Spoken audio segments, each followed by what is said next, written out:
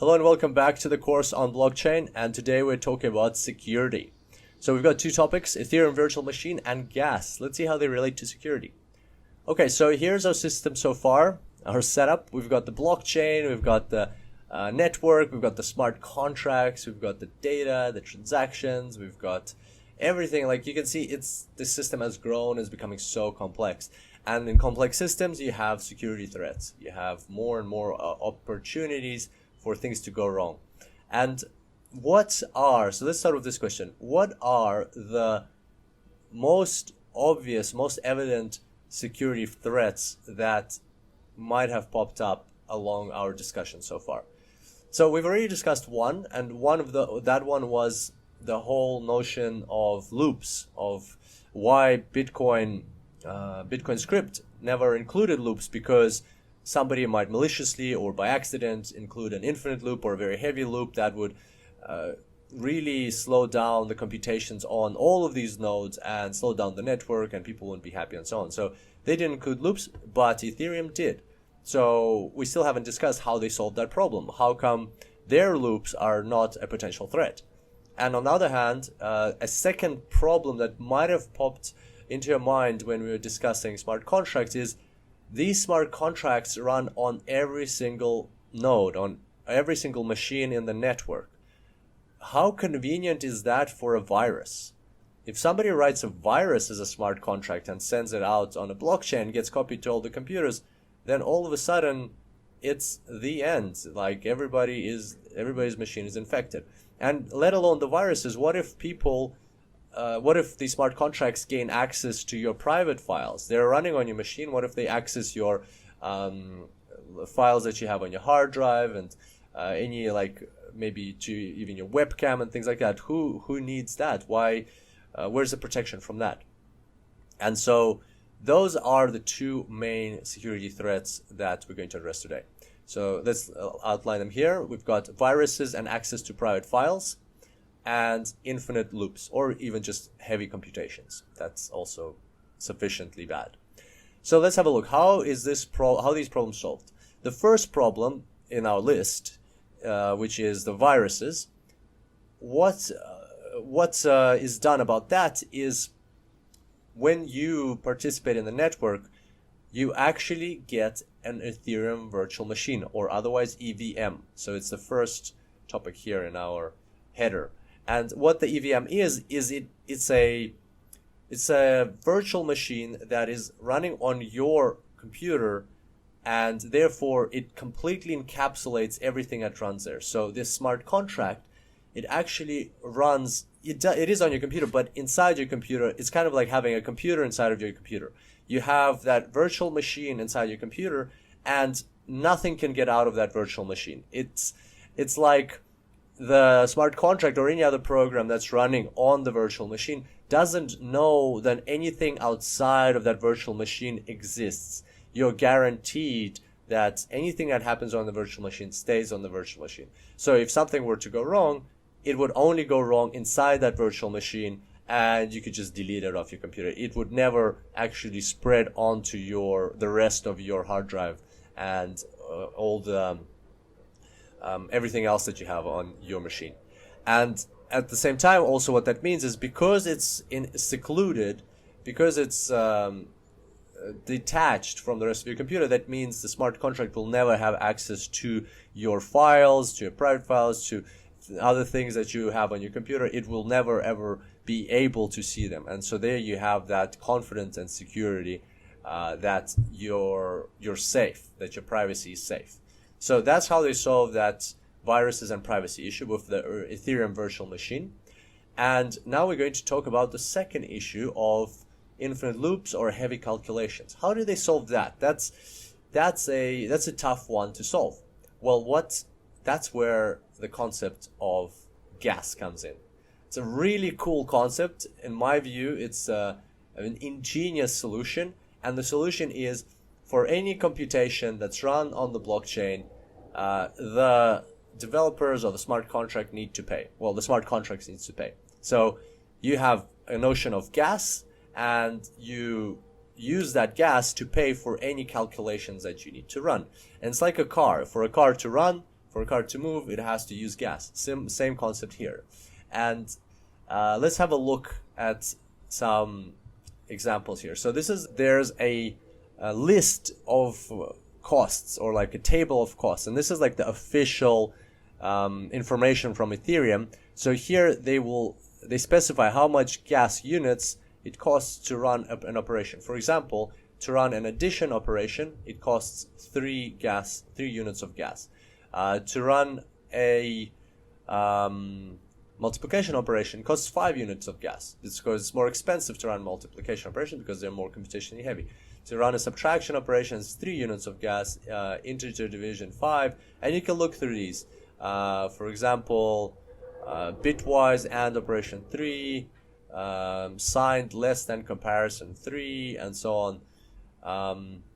Get balance of the given account 400 gas, get size of accounts code 700, and so on. So what's this? Create a new account with associated code 32,000 gas. So you can see that every single operation costs gas, and these are very low level operations. So the code that you code in Solidity then gets converted to computer code, like very low level code, and then these prices are applied. And so right away you can see how that solves the problem, that if your program is too computationally heavy, or if you have an infinite loop in it, you will very quickly run out of gas and it will stop working. That's it, the end. And that means first of all, you'll run out of money, so you'll be kind of penalized for writing that code. And second is that there will be no problem in the network because it will very quickly stop. And the other thing, but like that's the solution problem. But what I really love about this whole concept is that it incentivizes people to write good code, meaning that you don't want to make your code inefficient even by a tiny little bit because it's going to cost you more. So you're going to want to write the most efficient code possible. You're going to come up with really smart solutions to the problems. And that's a great thing, because if the future of the internet is on blockchain, if the future of the world, if Web 3.0 is on the blockchain, then that means we're going to have a very efficient future. We're going to have very efficient programs running.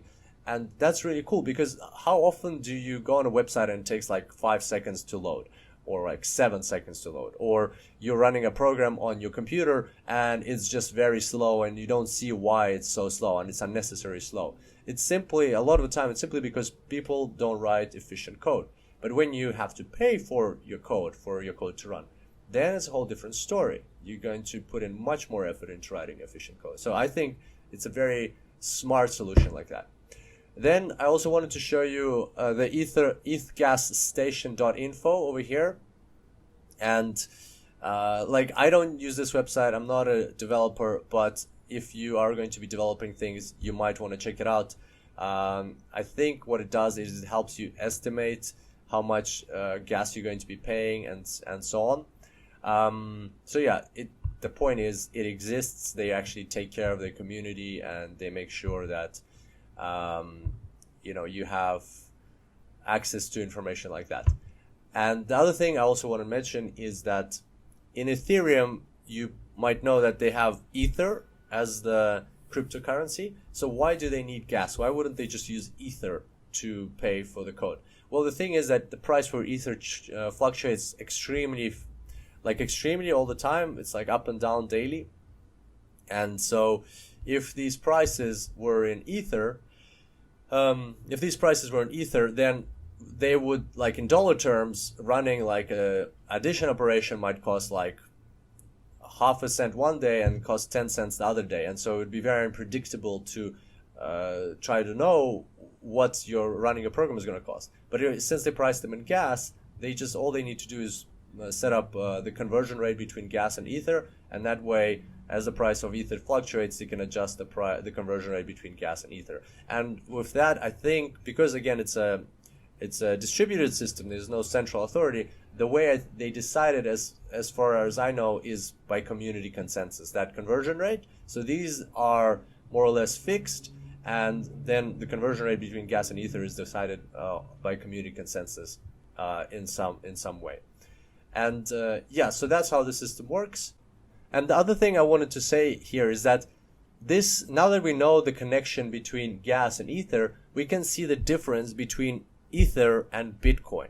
So the predominant idea behind Bitcoin is to create a cryptocurrency, something that people can transact with and exchange value and pay for services, and something that's borderless and transparent and stateless, and there's no restrictions. You don't have to, it's permissionless. You don't have to ask permission for people to send money wherever you like.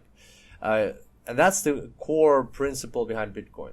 Whereas with Ethereum, with Ether, even though people do use it to transact, people do use it to invest into, but at the same time, now that we know that it is really, that this whole concept of gas, Ether, the idea behind Ether is not to create a cryptocurrency, is to create a system, a network where people can run code on the blockchain and pay for it with Ether. To create a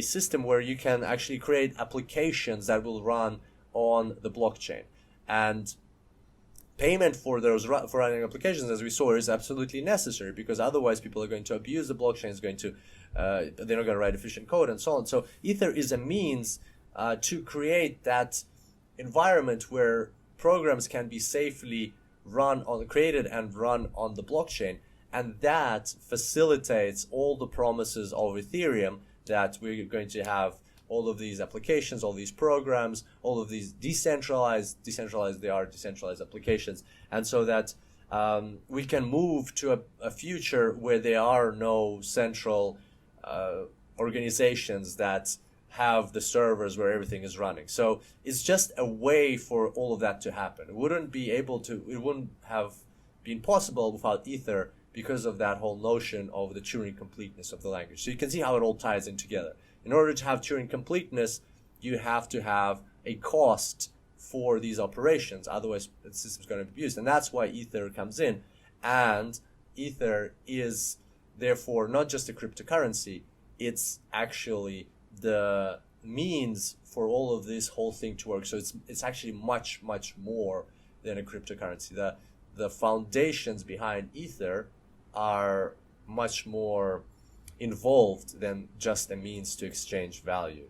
It's actually to facilitate, to empower this whole system. It's like the fuel, the gas. There you go, the gas that's running the whole system. And eventually, if we move to this, then it's the gas that's going to be running this whole global computer, or the next version of the internet. And to finish off, we've got some additional reading.